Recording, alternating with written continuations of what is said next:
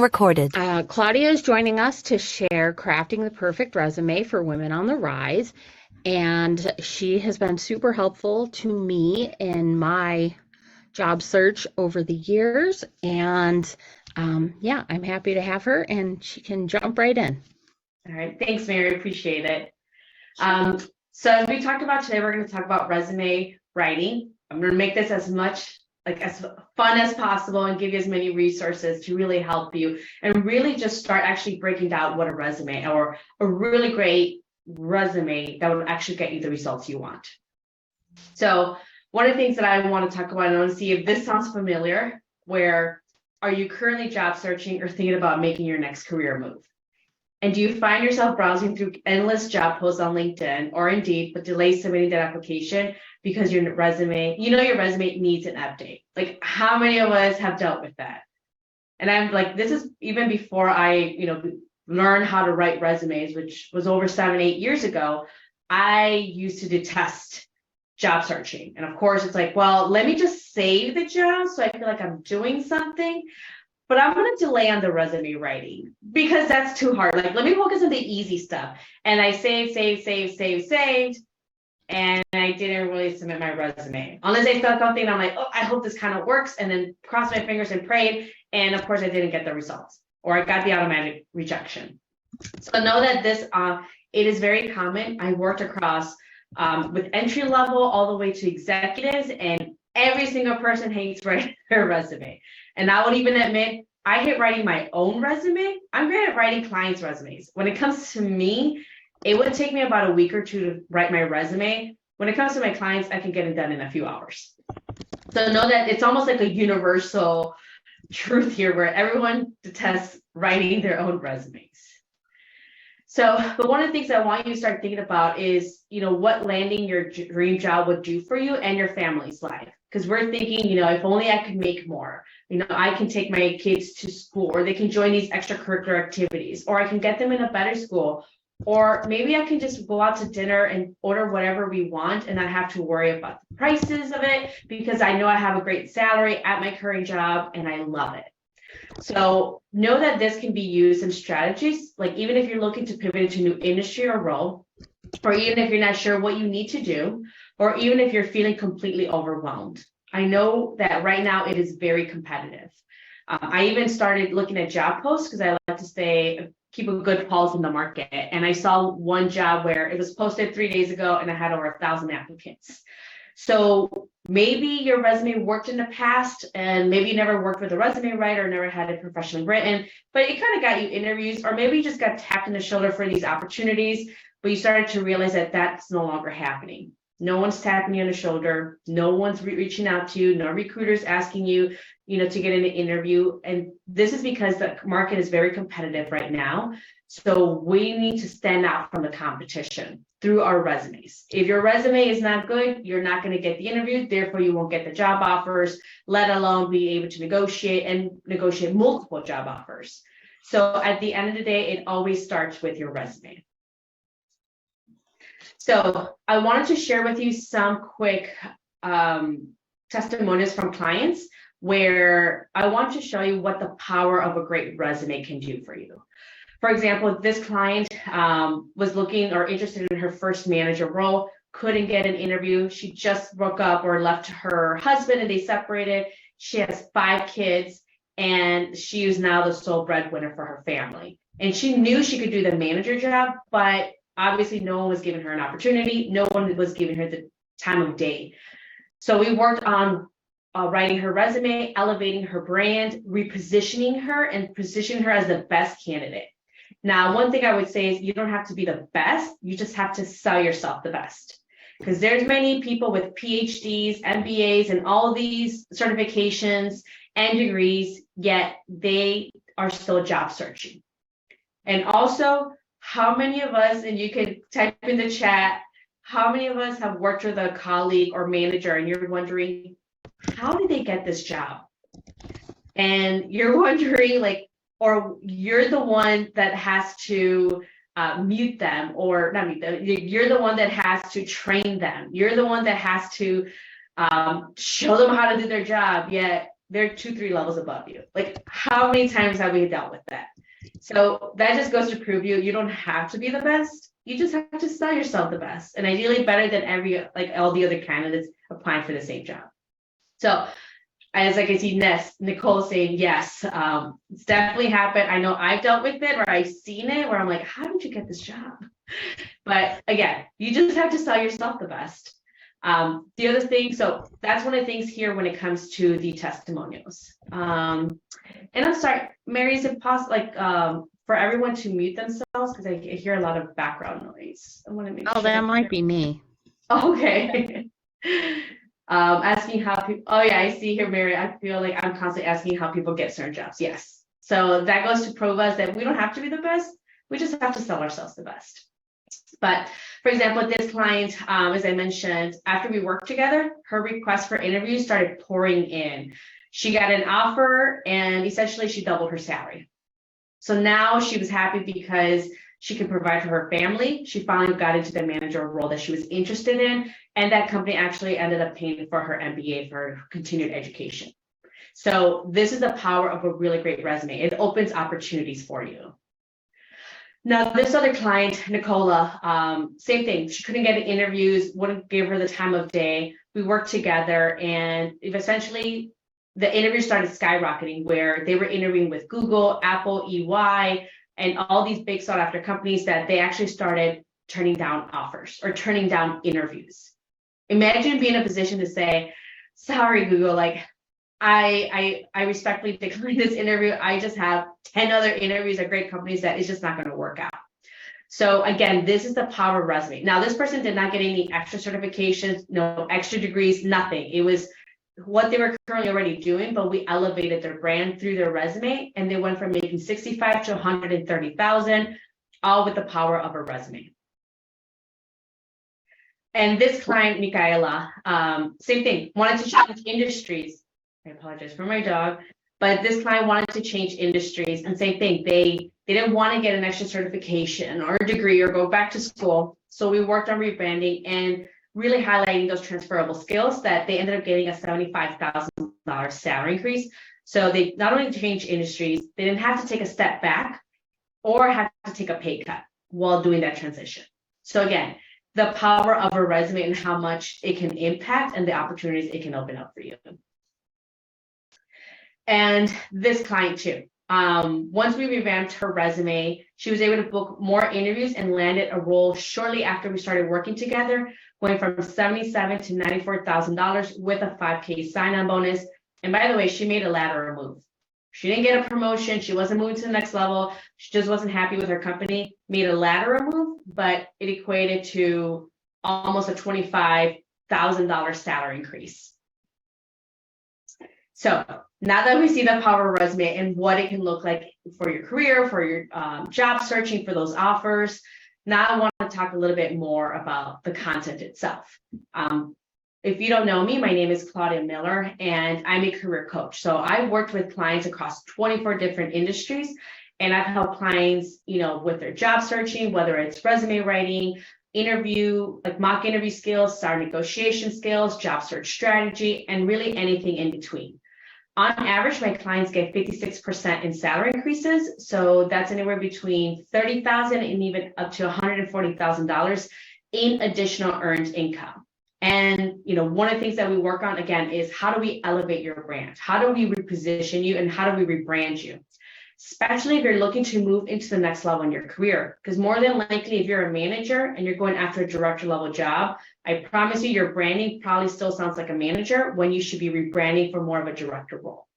So there's a lot of things that when it comes to job searching that have different factors, but definitely the best way to start is through your resume.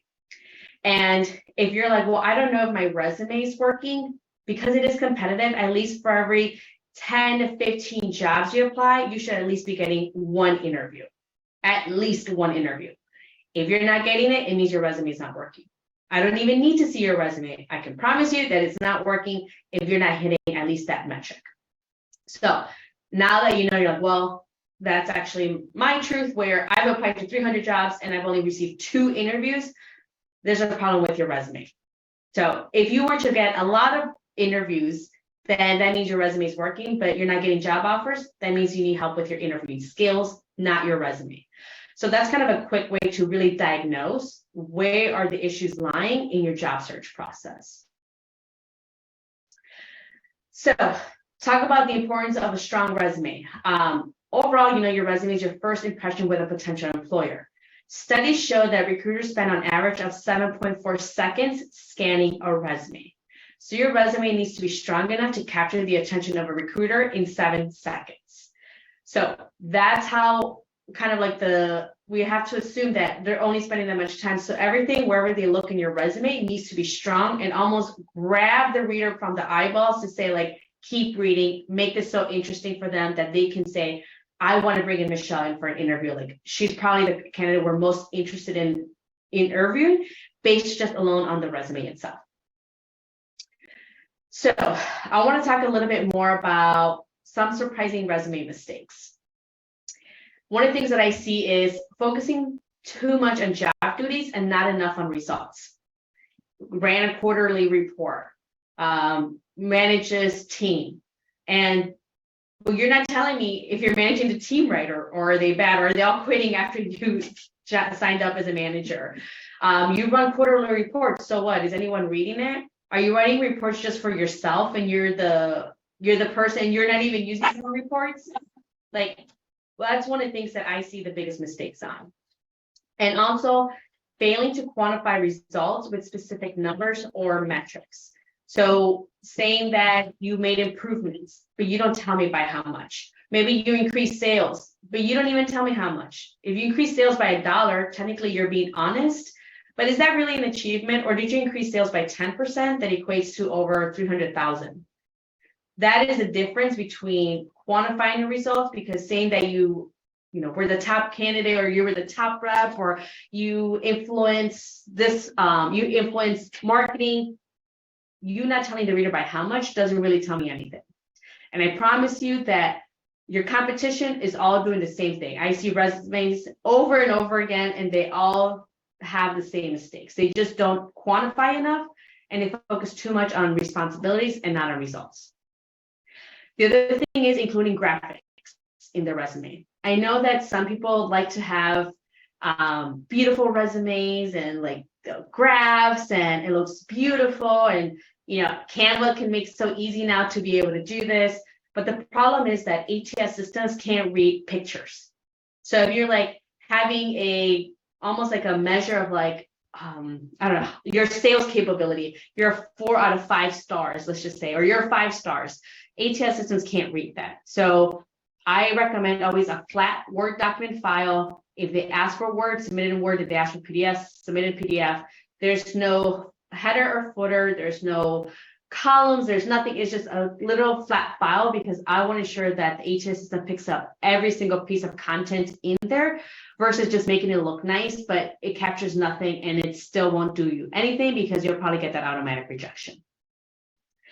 The other thing is not customizing the resume to the specific job and company, such as using the wrong company name or position title. And I'll show you how you can include that, but if you're able to include the title and the company name, it'll help you with the ATS system, because the system assumes that if it finds the job title in your resume, that you've done the job before. So let's just say you are manager applying for a senior manager role. Well, in your resume, you could put, looking to leverage skills for a senior manager role at Acme. ATS system scans your resume and says, oh, we found here that Lauren has senior manager in her resume. She must already be a senior manager. Let me rank her higher than everyone else that doesn't have senior manager in her resume. Now, that doesn't mean Lauren has been a senior manager before. She just says she's looking to leverage her skills as a senior manager. Now, you're not misleading the reader, but we're working with the ATS system instead of against it. The other mistakes that I see is using vague or generic language instead of specific measurable achievements. So it could be that like works with different departments to lead projects. That's very vague and generic. I feel like, yes, you told me something, but you're actually not telling me anything. I don't even know what kind of projects you're leading. Are you working with the individual contributors, or are you working with the managers or decision leaders? When you say you worked on projects, is there a budget or is there like a $10 million budget for this project? That's what we talk about, generic versus very specific language. Making the resume too long or too short. For the most part, most resumes are too long. And I know it's hard for some of my clients that are like, have over 10, 15 years of experience, and you're wondering, well, how do I fit all my years of experience into 1 or 2 pages? Like, I've done so much. And at the end, your resume is there to get you an interview. Your resume is not there to be your bibliography. It's not there to document every single job you've had. And I know because of the line of work that you're in, that for most of you, I'm assuming you know what a landing page is, right? For a product or freebie or giveaway, we know what a landing page is. The landing page is not there to tell you everything about the company and here's what we do, here are all the products and services we have. Landing page is like, here's what you get, give us your email, and here's what you get, right? So resume is the same thing. It's not there to tell them everything. It's just there to entice the reader enough to get you an interview. So again, my rule is 1 or 2 pages. If you have less than 10 years of experience, your resume should only be 1 page. If you have more than 10 years of experience, it should be at maximum 2 pages. More than likely, just know that they're probably not going to read the second page. But we can leverage the space on the second page to still add some accolades or to talk about skills that maybe the ATS system can't pick up. The other thing I see is including personal information. Some people include their pictures. I know it's probably more common in European countries or in other parts of the world. In the US, not common, and I recommend not to do that. Including your graduation year. Unless you're a recent graduate with no experience, your graduation year, I would not include it, just to kind of prevent ageism. No marital status or religion or age or anything like that. I like to remove that because I want my reader to be unbiased and focus on my achievements versus some of these demographics where, as we know, are not always fair. So try to remove that information. Using cliche or overused phrases such as team player, hard worker. I assume that you're a team player, hard worker unless you prove me otherwise. And again, it diminishes and dilutes your resume versus making it a really strong, potent resume. And again, failing to connect the dots to the reader. Maybe your background is in marketing and sales, and now you're doing community engagement. I can't connect the dots on why you'd be good for it, so I'm going to toss out your resume. But if you were to say, excels at customer segmentation and building and fostering relationships and knowing how to find pain points in order to drive or create strong communities, now you're connecting the dots for me. Because if I'm only going to spend 7 seconds on your resume, last thing I'm going to do is try to connect the dots on your experience and your background and trying to figure out how it all connects together. You're just not. Especially when you have 200, 300, or 1,000 resumes to go through, they're not going to do that. So you have to do that lifting work for them through the resume. So here are some building blocks of the perfect resume. Figure out what is the goal and intent. Am I trying to get a job? Am I trying to get promoted, or am I going for a lateral role? Because those are 2 different brandings, as I mentioned. Also, you could also be resume for if you want to be part of a board, if you want to get grants, if you want to get certified for certain things. Like, for example, I just updated my resume like 4 months ago because I applied for a certification for my business.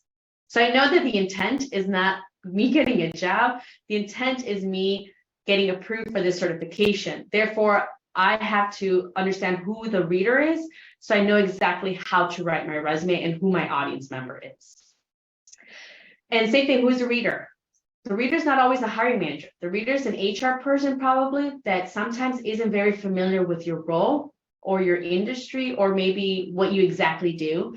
So your resume is to speak to someone that has no background in your type of role. It could also be your manager's boss. It could be maybe the VP of sales, where again, they kind of see the community engagement portion, but they don't actually see it how it's connected to sales. We need to tell that through the resume. So we got to figure out who the reader is so we can actually write a resume that speaks to all those audience members. Also understanding what are the top 3 skills they're looking for that are the hardest to hire for that you have experience in. Not what are the top 3 skills for this role, because most of the time, that's exactly where your competition is saying. Here are the top 3 skills, so I'm going to highlight those skills. Instead, we want to focus on what are the hardest skills to hire for in this role. Best way to know that is to reach out to people that are in roles that will more than likely be your hiring managers. And this is a great way to connect. And I'm assuming, maybe Mary, that you can probably do that in your community as well. Seek mentorship with the engagement that's been happening within the group. You can reach out to someone saying, hey, by the way, I noticed you're a director. Do you mind getting on a quick 20-30-minute call with me? I would love to tap into your expertise and insights. I'm looking to apply for customer community manager role. And I see that as a director of community, you probably have community manager reporting to you. Can you tell me what are the hardest skills to hire for when looking for a community manager? Let them tell you. And then now you know that that's where you're going to highlight on your resume, your LinkedIn. You're going to talk about it during the interviews, because it's not the top skills, it's the top hardest skills to hire for. We can assume that your competition probably has a similar background as you, probably has the same skill sets as you, but we're going to highlight the skills that are hardest to hire for, because we also know the competition isn't doing that. So that's a really great way to, again, start building that resume. Just so you know, we're mostly customer marketing and advocacy people in here. Okay. So same thing, like if whether customer marketing, you want to reach out to the manager or the director, and kind of almost leverage the community to give each other insights to say, hey, what are the hardest skills to hire for this? And then having that dialogue conversation, or you could even make it like as a thread or community post, just so that way we can all start learning. And now we know what we start highlighting in that resume or throughout the entire interview process. The other things are, what are my top achievements related to the role, and what are the must-haves that reader needs to know to make sure that I stand out from the masses?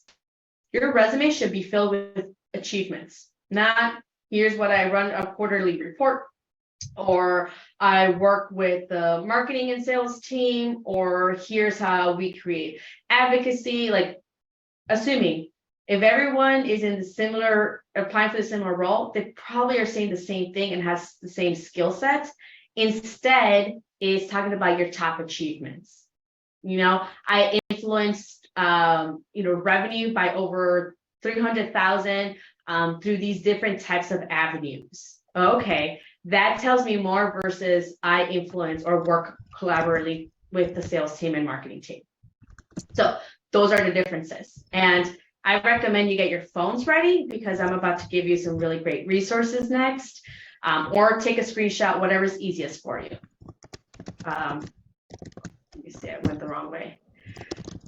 Okay, actually it's the next slide, but the thing is, first thing you want to do is write an impactful summary statement. This is a statement where it should be a quick snapshot of your career goals and accomplishments. It should be tailored to the job you're applying for, so that way it's a little bit more specific. So I'll give you a quick sample.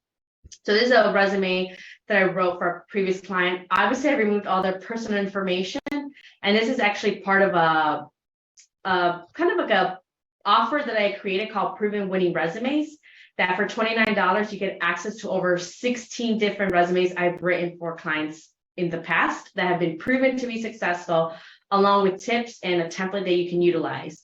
But here's one of the samples. Here's a summary. And this is what I mean with, you have to connect to the dots for the reader, and you have to do it within 7 seconds or less. If they read the summary alone or just the first 1 or 2 bullet points, it should be enough to get this candidate an interview. So I'll read the first part. Sales and lead generation professional with experience in account management, prospecting, and driving pipeline with technology industries, both in the US and Canada, has influenced and driven over $2.4 million in sales. Boom. We didn't talk about works well collaboratively and we were specific. We gave numbers. We identified what are the 3 hardest skills to hire for, and we positioned not just in the US, but Canada. A lot is said just in this one bullet point. And as you continue on, we're talking about this client's achievements. Passion for problem solving has allowed me to drive in fast-paced and complex industries, and has enabled me to influence and drive over 2.4 million in sales. Utilizes and leverages data successfully to prioritize and create customer segmentations that help expedite sales cycle and results in higher closing ratio. Again, here's a summary statement. We want to make it so easy for the reader to understand our breadth and depth of our experience. Okay. So this is where you need to take that picture or screenshot. So here's some easy frameworks to create that summary. And I created this as a fill in the blank, just because I know everyone is different. So what are your blank blank? Like you said, maybe you are an advocacy. What was it? I'm sorry, Mary, with some of the roles. Customer marketing and advocacy. Customer marketing with customer marketing professional with 10 years of experience in blank, blank, blank. You know, that's where you can talk about those top 3 skills. Skilled in, again, 3 hardest skills to hire for. Achieved, and talk about an accomplishment. Proficient in, again, some specific skill set. Seeking a position as a customer marketer at Acme company where I can leverage, you know, my skill set for this new role. So this is a good fill in the blank framework that you can leverage to write that summary statement, and at least you're not starting with a blank page. Next thing is highlighting your achievements. Your achievements demonstrate your skills and accomplishments. And overall, I love stats and data because I feel like it kind of cements a lot of these facts or things around it. Where it's like, did you know that resumes with achievements get 35% more callbacks than those without? And again, it's because that helps the candidates stand out from the competition. So again, this is another one where you want to take a picture of, where these are prompt questions to help you get started writing in your resume. That way you're not starting with a blank page, or if you're like, honestly, I haven't updated my resume in so long, or hey, I maybe got this resume written or I wrote it, but clearly it's not getting me the results at the level it should. Maybe I do need to start from scratch. Here are the questions to ask yourself. What were my specific responsibilities and duties in my previous roles? How did I contribute to the success of the organization? Did I lead any teams or projects? If so, what were the outcomes? And I'll let you just give you a few more minutes so you can take a screenshot of it, because I still have another page to kind of help you with this. So you can go ahead. I got okay. a screenshot. Okay, perfect. Sure. And here's the next page. Did I develop or introduce any new products, services, or initiatives, and what was the outcome?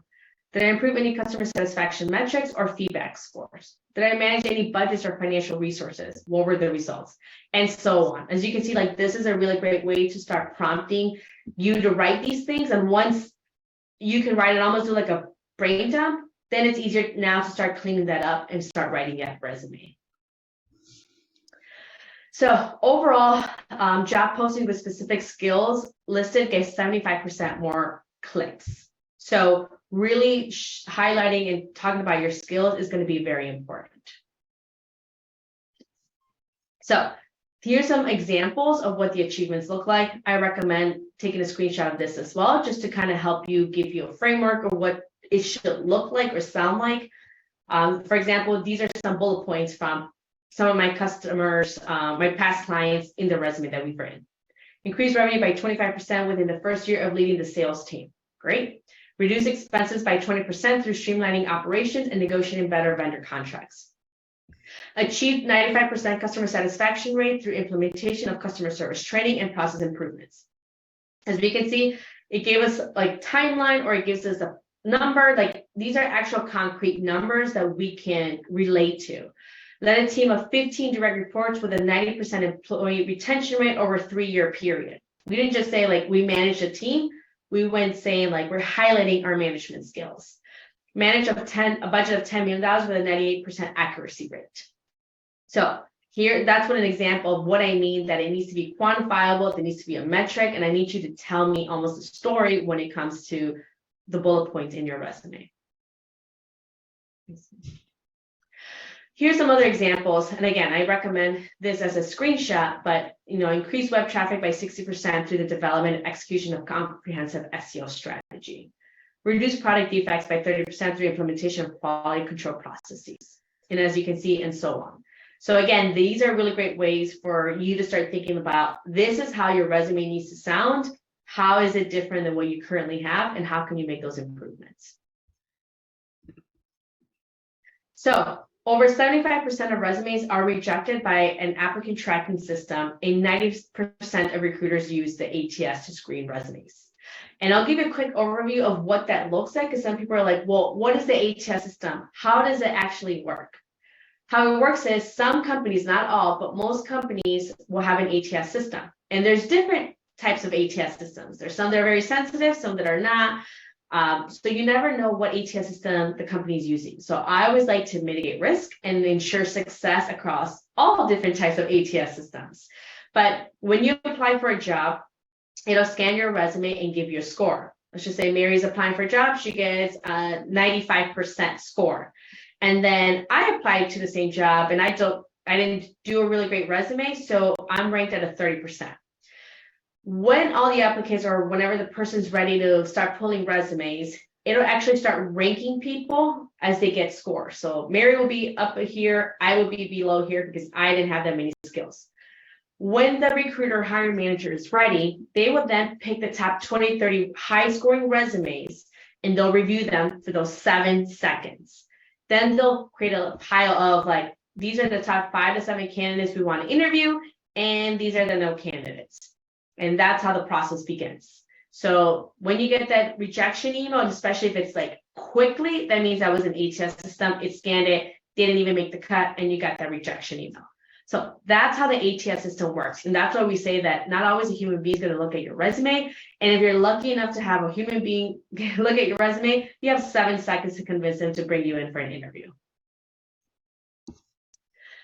So here's some bonus tips when it comes to LinkedIn as well. If you're thinking, well, I'm not really big on LinkedIn, LinkedIn's not that important. Well, recruiters use LinkedIn to evaluate job candidates and determine who to bring in or invite for an interview. According to a survey by JobFight, 77% of recruiters use search engines to research candidates, and 63% visit a candidate's social media profiles, including LinkedIn. Having a LinkedIn picture, I didn't include this, but having a LinkedIn picture, you're 14 times more likely to have the person actually read the rest of your LinkedIn profile, because when you don't have a picture, more than likely they're just going to exit out of your LinkedIn profile. So it is important to not just have a really great resume and a cover letter, but also to have a great LinkedIn profile that matches that resume and it's at the level that you want to be branding yourself in. So like I said, there's just so many moving pieces to it, but LinkedIn should be part of that, especially when we know that recruiters are probably going to read your resume, look you up on LinkedIn, and then decide whether to bring you for that interview. So I highly recommend to also optimize your LinkedIn profile. So overall, like this is what I wanted to talk about when it comes to resume writing. So I'll go ahead and bring up that, again, resume that I mentioned earlier. So for here is what the summary will look like. Here's an example of what the experience looked like. And again, we're telling them a story and making really strong bullet points. And I'll just read the first one for you. Built and oversaw 2 segmented channel programs by mining and sourcing leads for our top partners that resulted in generating $1.5 million in additional business within 12 months, i.e. business grew 160% from the previous year by helping our partners with client acquisition. So again, it is very obvious what they did. You can tell that it's an achievement. It's a great outcome. And you can see this throughout the resume. And here's what I mean by skills. Like, don't put that in the beginning because you don't want to waste those 7 seconds them reading the skills. If they read your resume, it's more than likely because you made it past the ATS system. So we leave skills at the bottom because we want that more for the ATS, but not for the reader. The reader's going to focus on the top half of your resume. So this is your prime real estate. This is all should be focused on your achievements.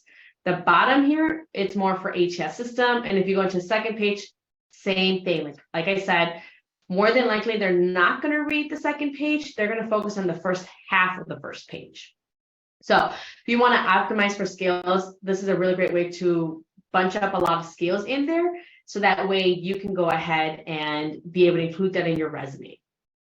So I know we went through a lot when it comes to this workshop. So I'm going to go now and go through your questions because I want to make sure that I address every single one of them. I think I got a lot of the questions in direct message. Ooh. Okay. So let's see. The last question I just got, I'm just picking this because it applies. How do you recommend positioning multiple roles at the same organization? So I'm assuming it's similar roles. You're not applying for like a software engineer, but you're also applying to be a teacher at the school. So I'm gonna assume that Right. it's in very similar nature. So really understanding like where is that almost like a Venn diagram, like where does it match? Like what are the top 3 skills? So you can create 3 different versions of your resume and apply it. Most of the time it's different recruiters that are, especially as a big organization, or it's different departments. There's recruiters divided many different ways. So just because you submit for 3 jobs, it might not be the same recruiter. It might be totally different recruiters. So don't always, if you see multiple jobs within the company, go ahead and apply. The next thing is always customize it. I would customize that resume for, that role and that company name. Kind of like I gave you that fill in the word template. I would say I'm interested in this role. And again, focus on that role specifically and talk about those skills that I'm highlighting. That's how I would approach it, because again, we want to make sure that we're tailoring it to the specific job. What about years worked at a position that is basically older, but now kind of applies to what you're applying for? So it's from several years ago. How would you add that to your resume? I'm sorry, can you repeat that again? If you were applying to a position, say you were in support today, and now you want to go back to marketing where you were before, how would you bring Yeah. that in when you did marketing, but it was several years ago? So let's just say you said customer and marketing. So in the resume, I would say, marketing and customer advocacy professional with a background in, and it's the top 3 hardest skills to hire for. Remember, just because you don't have to base your resume based on your most recent role. It is encompassing of your entire career. Even if it was a certification or you did something at a nonprofit where you volunteer, doesn't matter. It is up to you how you mold your brand. So just because you did it 10 years ago, doesn't mean you're like, oh, I can't talk about it anymore. You still have those skill sets. You still know, you have some insights into the role or that background. So again, you get to dictate how you brand yourself and what skills you bring to the forefront. Okay. Mhm. But just on that topic though, being in the weeds and very, very tactical, if you have that experience that's 15 years ago that's applicable to, the job you're going after, where maybe you've got maybe 5 to 10 years experience in a specific niche and you want to, focus that background, would you add that as a non-chronological to your resume, or would you just reference it in your overview? How would you add it without it being awkward to have maybe, I guess, your last 10 years of recent experience in chronological order, and then having this outlier that's from 20 years ago, hypothetically? Okay. Is that kind of what you're asking, Mary, or am I wrong? I think that's what they were asking. Okay. So let me see if I have an example. Let me see if I can find it, of a skills-based resume. So here's a past client, and I'll show my screen here. It's a little small, so let me zoom in. Like I can't even read it. Where this customer used to have experience, but it wasn't in chronological like in a chronological manner. So we know that if the recruiter hiring manager will look at their most recent role, they would say, why is this person applying for this role when we're hiring for this? So that's when I like to use a skills-based resume. And this is where we lead with the top skills versus our experience. So as you can see, the formatting is slightly different. We still have a summary. We want to connect the dots for the reader, but instead of experience, we go to relevant skills, and then we give examples of these top 3 skills we know they're looking for. Then we talk about work experience. And as you can see, like they hadn't worked in a while. And I used this strategy for a client who was a stay-at-home mom for 15 years. Couldn't get an interview. We worked on a skills-based resume. Interviews started pouring in, and I think within 3 weeks, she already had a job offer. They wanted to bring her in immediately. Again, because we led with the skills, not so much of like, here's a previous role. I know it has nothing to do with what I'm applying for, but I promise you, if you dig deeper through the resume, you'll find those skills. That's when I recommend a skills-based resume. And as you can see, like same but different, because we know that the top real estate is the first half. So we need to convince the reader on why we're the perfect fit for this role. And again, they're reading this, and then if they wanted to, they can look at the work experience, but we're focusing on those top 3 skills we know they're hiring for. Does that help? Oh, I just wanted to continue on that topic. I don't have that issue personally right now, but I was just curious. And then on the skills-based, and in my experience years ago, I did try to do a skills-based resume, and then I had recruiters trying to cram it into a chronological, because that was their mindset. So are there certain situations where, besides this, return to work situation, are there certain type of opportunities with companies that might be more receptive to a skills base, like smaller companies? Or yeah, I would say like including your cover letter as well. So kind of we add to the narrative, just almost like tell a story where, I am I'm trying to remember past clients were like, I think the person was a teacher, and then they wanted to pivot into learning and development and training. So it was like, because they talked about their teaching experience and how now they're able to sharpen skills, and they were able to train not only children but now adults, and then they learned like these specific. Then we went to it in the cover letter to kind of tell that story. There are going to be companies that they're going to probably not pay attention, but they also probably wouldn't pay attention to in a regular resume either. So again, we want to add to that narrative, and if possible, this is when you can reach out to the recruiter or hiring manager if you're able to find them and say, again, add to the narrative, like, I'm excited for this opportunity. I know I have not a non-linear career trajectory, but because of it, it's what gives me that competitive advantage. And here's what I've learned through these skill sets that I know can add to this job. Because sometimes we think that, oh my God, we don't have this experience, but we have this.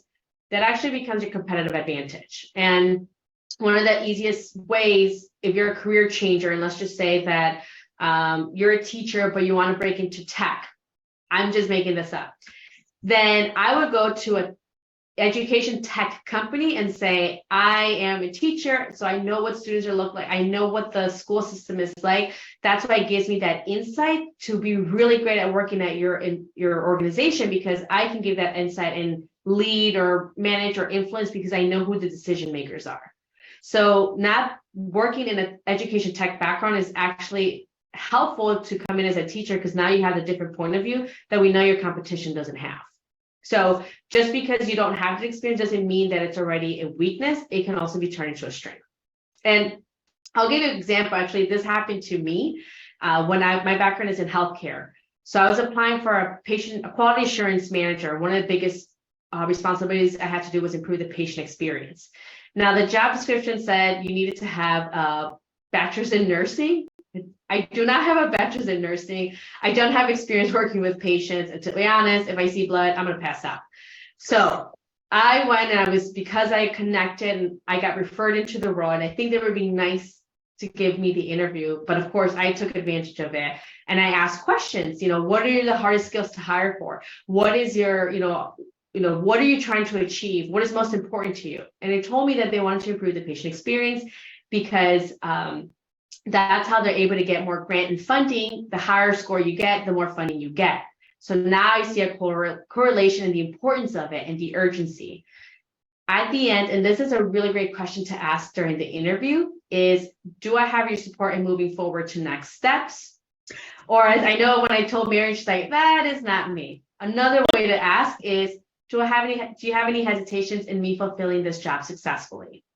They told me, Claudia, we think you're great, but we are looking for someone with a nursing degree and a clinical background because, that's very important to us.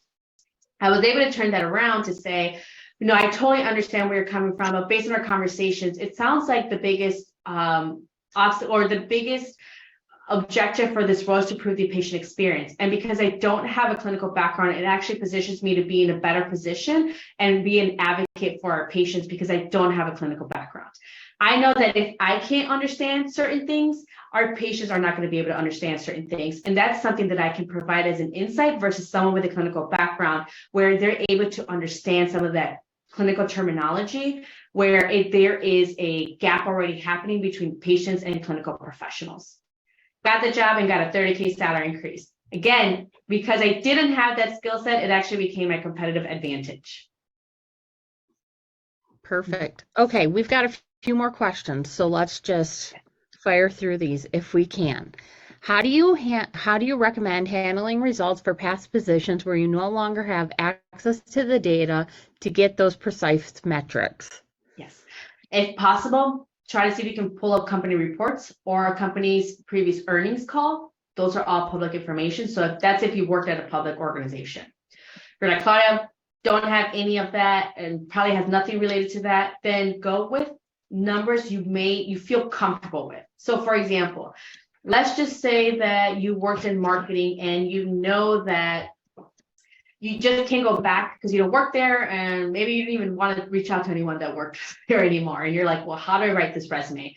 Well, you can say like, well, I know that at least I can confidently say that at least every single campaign we received or every single event we did, we at least received 50 attendees. More than likely it was way more than that, but I feel comfortable with that. And if there's 50 attendees and I did 10 events, that means that I was able to bring in 500 attendees on an annual basis for 10 events. I feel comfortable with that. So when it comes to your resume, you put over 50 attendees per event, or over 500 attendees in an annual basis. Again, and you can put the plus or over, however you want to do that style. But those are numbers I feel comfortable with, like for sure. And you're like, honestly, Claudia, is probably more than 150, but I feel more comfortable going with that 50 number. So that's when I would you have to lead back to say, like, what is the number you're most comfortable with? And don't just say per event. If anything, like I said, I always try to figure out what is the biggest number. Maybe you worked there for 3 years and you ran 10 events and on average there was 50. Well, 500 times 3, you had over 1,500 attendees during your time there. Or you hosted 30 events versus saying 10 or one event monthly. So again, I always try to find the bigger number. And you could even say,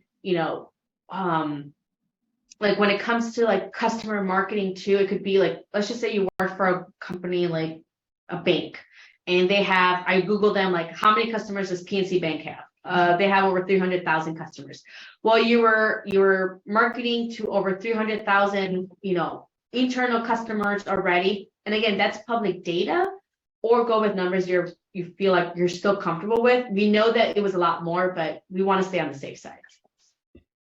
Okay, perfect. Yes, Lauren. Sorry, Lauren, really good. Yes, focus on results you generate over the years versus the 20 years of experience. Well, what I would do is, depending if you've been staying in the same career trajectory, and let's just say you've been working there for 10 years and, on average, you kind of start quantifying how much you influence in revenue each role in each year, then I'd say, throughout my career, I have influenced over $500 million in sales.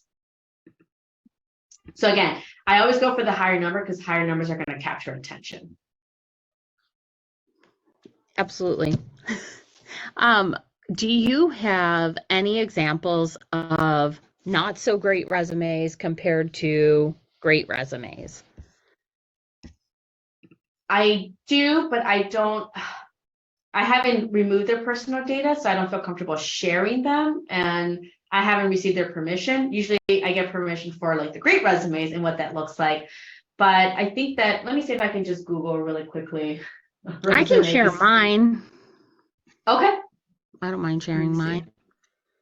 And by the way, I worked with Mary, and her resume looks like night and day. You would think that it's a different person. Okay, so this was before, and I will share the links after. I don't care. Okay. I'd rather be able to be helpful. Kathy, you were asking about the ATS. Claudia had mentioned that she wanted me to put this all in a different format.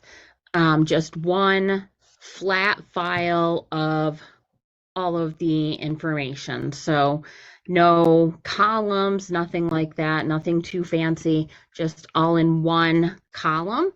Make it easy to go right to your LinkedIn account, your website, those sorts of things, so they could easily find you.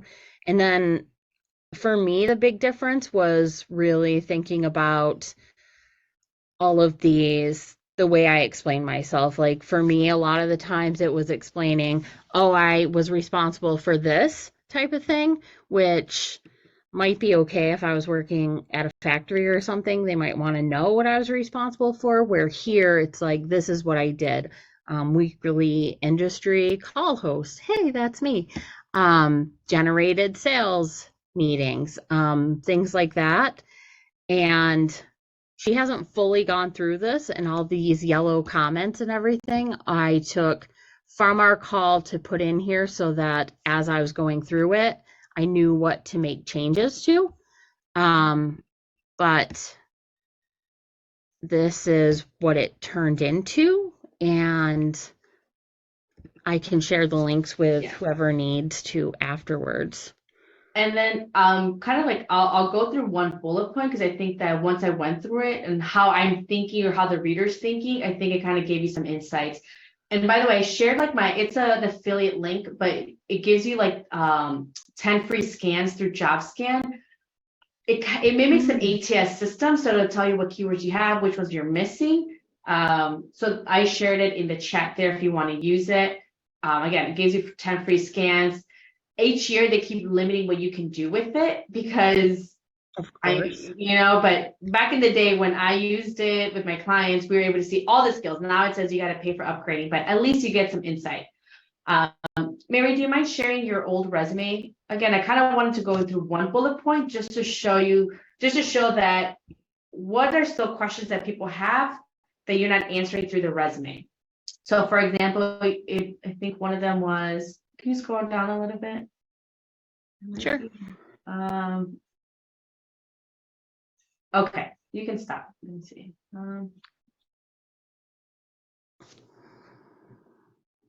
Okay, so for HubSpot, you put created and implemented programs and playbooks for all aspects of community, including content events, this, and that. You didn't tell me that, was this even successful? I know you created and implemented, but it could have all been a failure.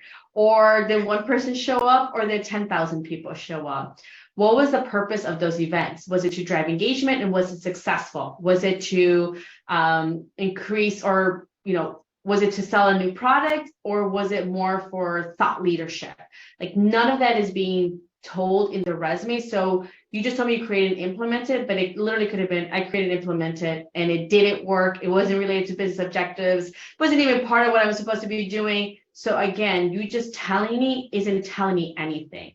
When she's making updates, now she can talk about, create and implement programs and playbooks alongside marketing in the sales department to generate additional leads, therefore, and then talk about what did that look like. But just telling me you created and implemented events isn't actually telling me anything.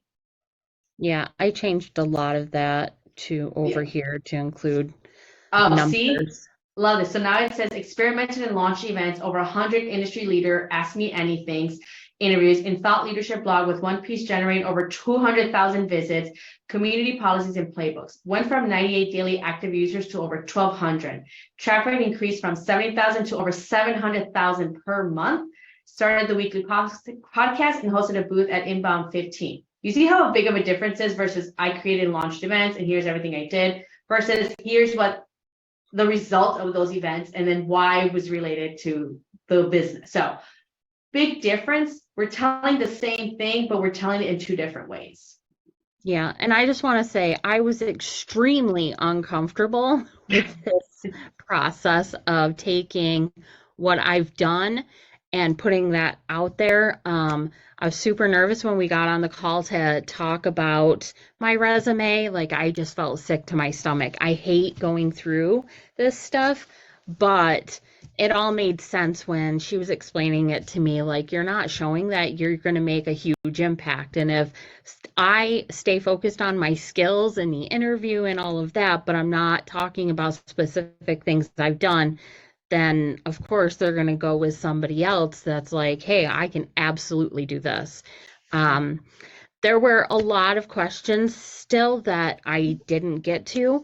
But I have time. I don't know. Yeah, I have time. I made sure to block off an extra 30 minutes to address. I knew there was going to be questions, so if anyone, I mean, like I said, I want to stay respectful of everyone's time. That's why we touched on the content first.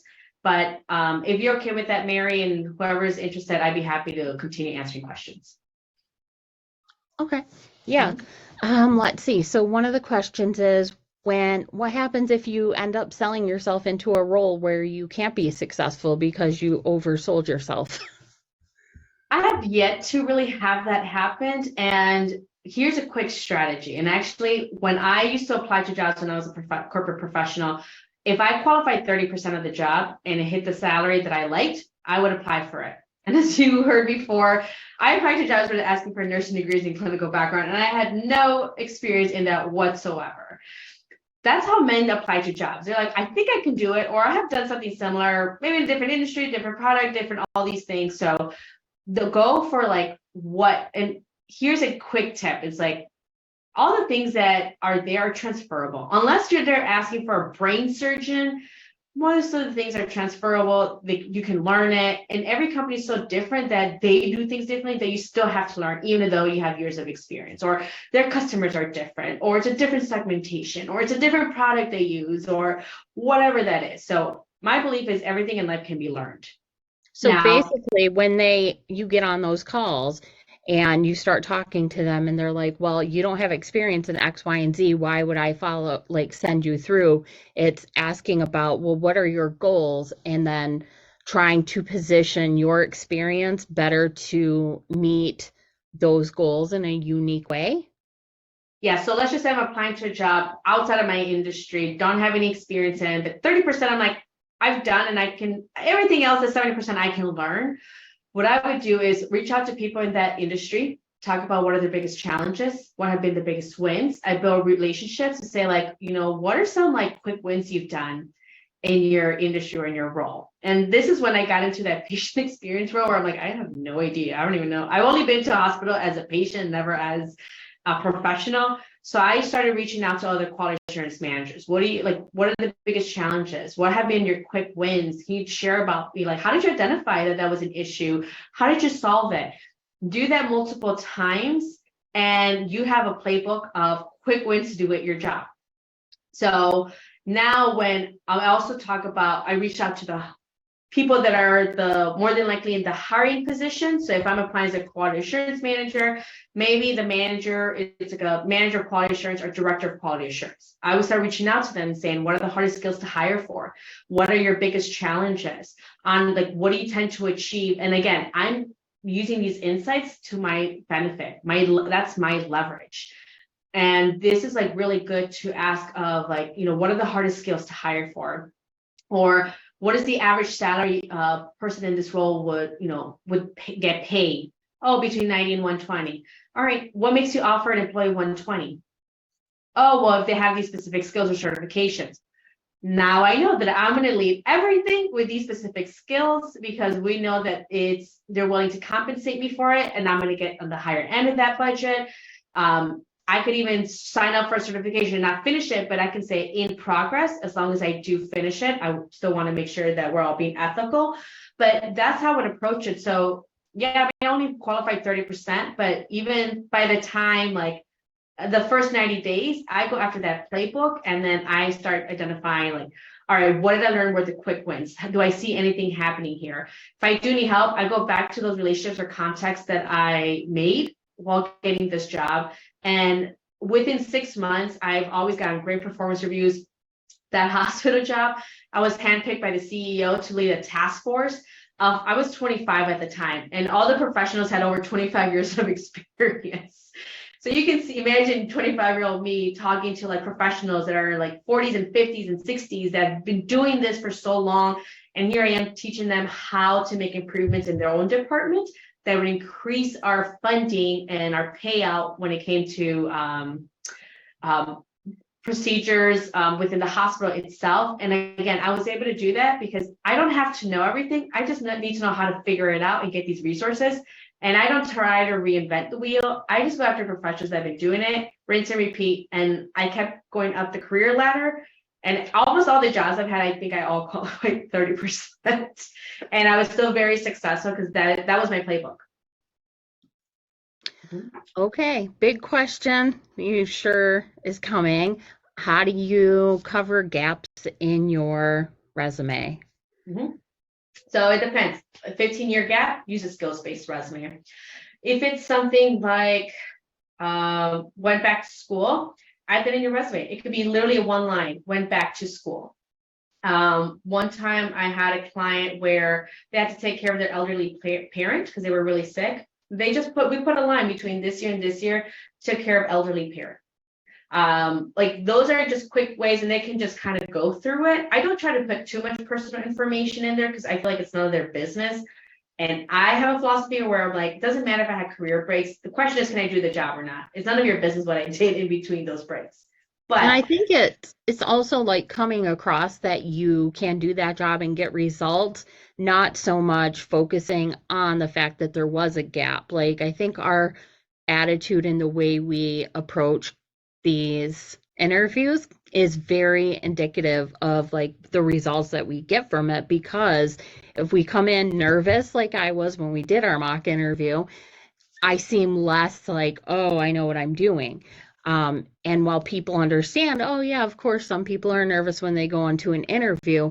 If you go into it thinking, I don't really care, I'm going to sell the shit out of myself, excuse my language, and come across like that, that's how you have more of that confidence to be able to get into a job that might be a little bit bigger than you. Not that I'm suggesting everyone do that, I'm just saying that's how people get in those positions.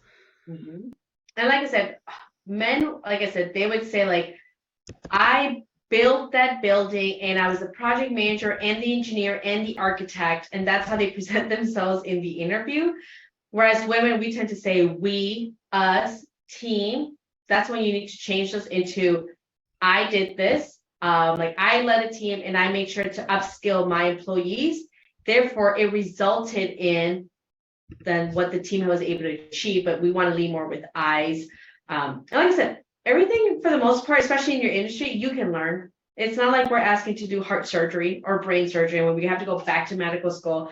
Everything in life can be learned. And some of these roles are so new that we're literally building the plane as we're flying it. So a lot of these things keep in mind. And that's what I like to say. Like, if I don't know something, I know how to find people that would know something. And having kind of this community that you're part of that put this event together, now you have resources. You can continue mentoring each other. The entry level can reach out to the people that are 2 to 3 years. 2 to 3 years can reach out to people that are mid-year, mid-professional. Mid-year professionals you can create that almost like that waterfall to say like always helping each other up. And again, you don't have to always be the one coming up with the ideas. You can also leverage other professionals and their achievements. Yeah, our community is very, very helpful. And I know where all the resources are too, or who you should talk to and things like that for certain positions or whatever it is. So I'm happy to help. I had another question, but I forgot what it was, and it was actually from me. Oh, okay. Let me see here. I had a few others. Does anybody else want to pop Also, any in there?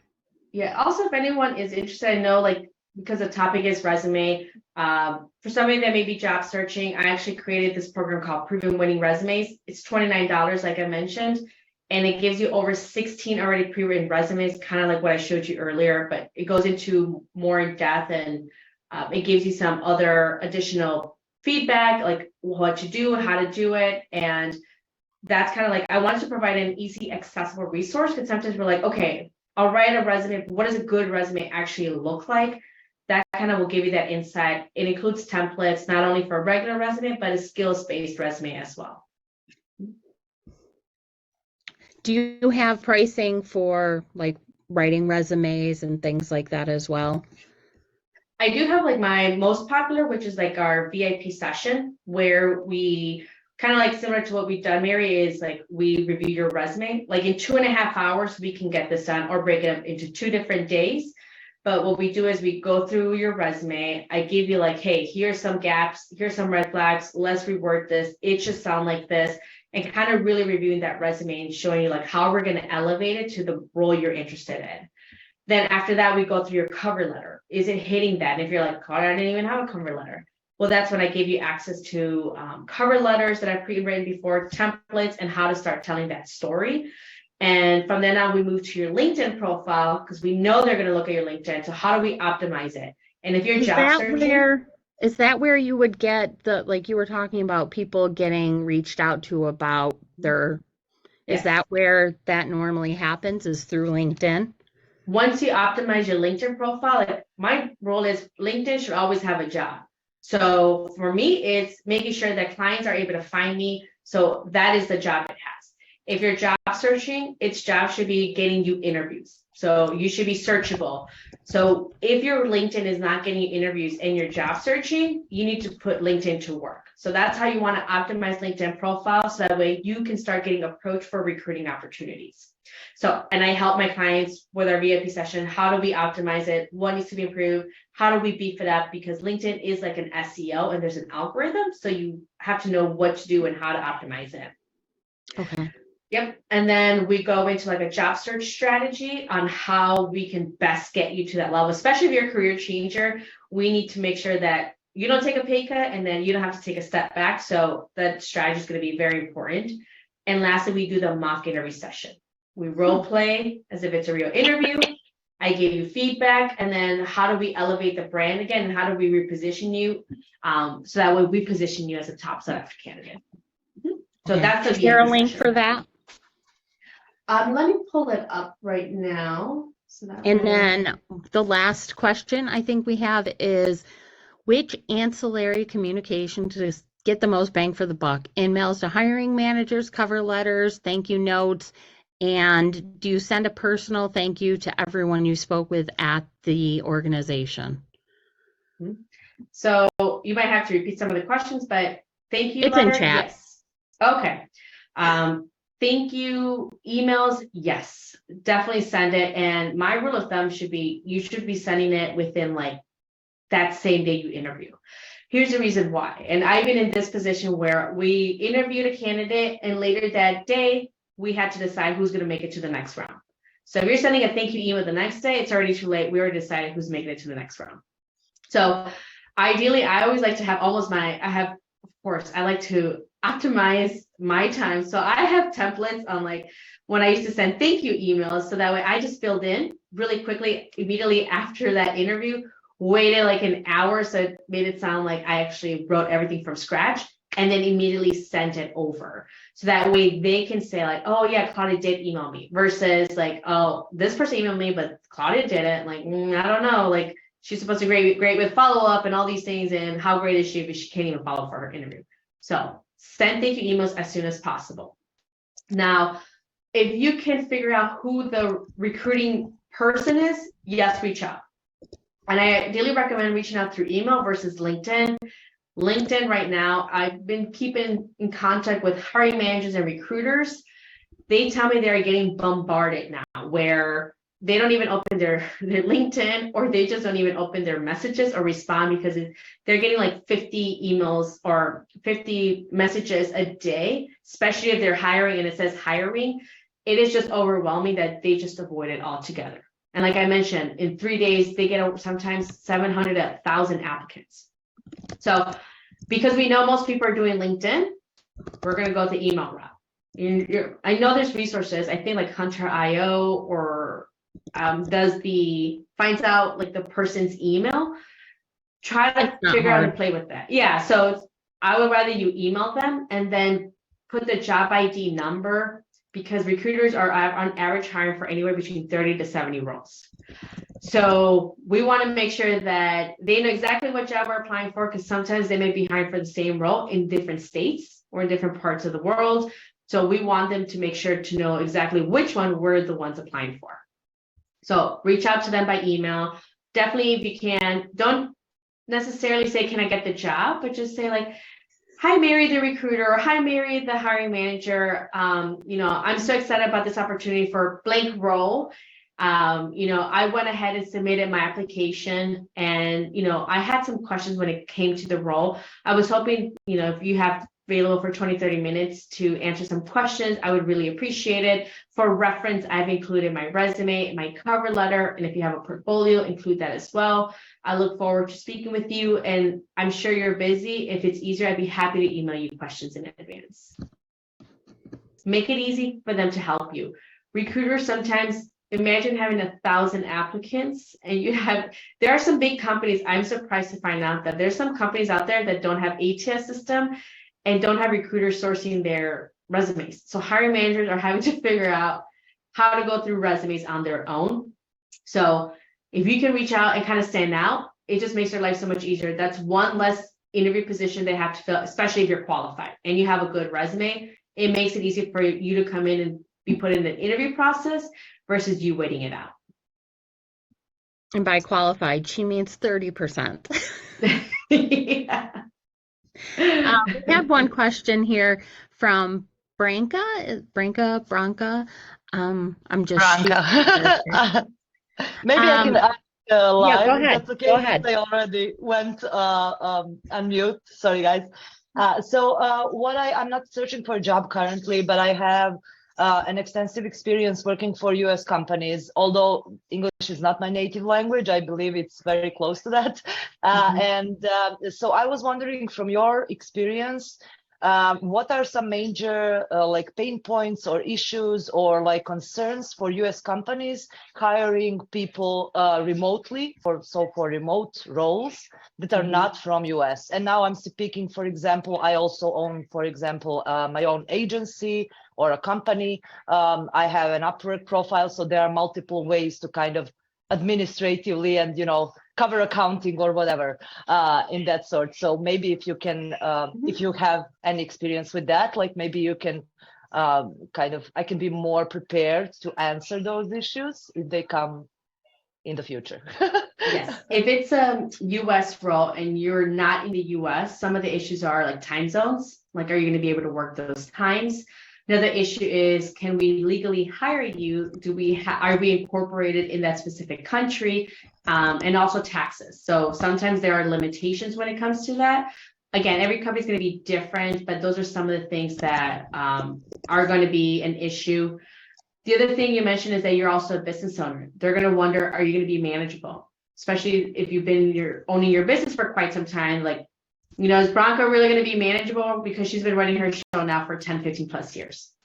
Or is there another issue that might say, like, why are you leaving your business now? Because maybe, I don't know, if your job is sales and marketing, let's just say, and you're wanting to leave because you're not doing enough sales and you don't know how to market yourself, then how good are you if you can't do it for your business? So you kind of have to address those elephant in the room, like in your resume and your cover letter and during the interview process.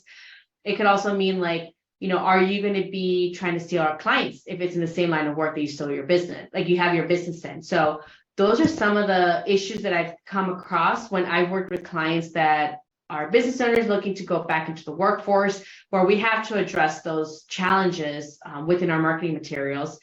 I've also heard that from hiring managers where they're like, it just kind of makes me uneasy, because what if you have more experience than the manager? Then they're going to think, well, I don't want to hire someone with more expertise, because what if they take my job?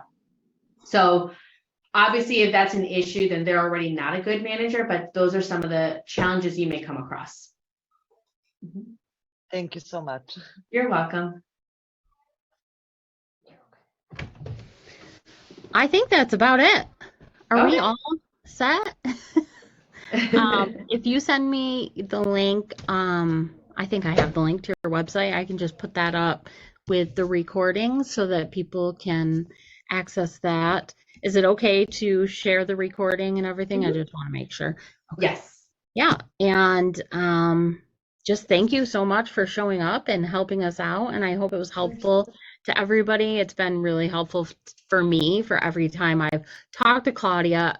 I've talked to her a few times already, and then I'm talking to her today in this call, and I'm still learning more. So this has been really great. Thank you so much, Claudia. Let us know if you ever want to come back. And yeah, anything we can do to help you. Thank you. Yeah, and if anyone, I know Mary mentioned that some are job searching. I do offer free career strategy calls. So if you're like like, what does it look like working with me, or if I'm able to help you, you can actually book that call with me, and then we can have a conversation so I can let you know whether we'll be a good fit or what it would look like depending on what your objective is. So. Okay. I did not know that. So what is the link on your website or something, or should they just reach out on LinkedIn? Because Yeah, I know. usually they can reach out to LinkedIn. Let me see if I can pull it up really quickly. Because that way, like, it's a landing page, but that way it can Okay. give you, oh, here it is. They can sign up, and like I said, it's a free career strategy call to see if we'd be a good fit and how I can help. Sounds good. All right. Well, thank you so much and have a great weekend. And this was really great. Thank you, everybody, for coming. Thanks for having me. Take care, everyone. Bye. You too. Bye.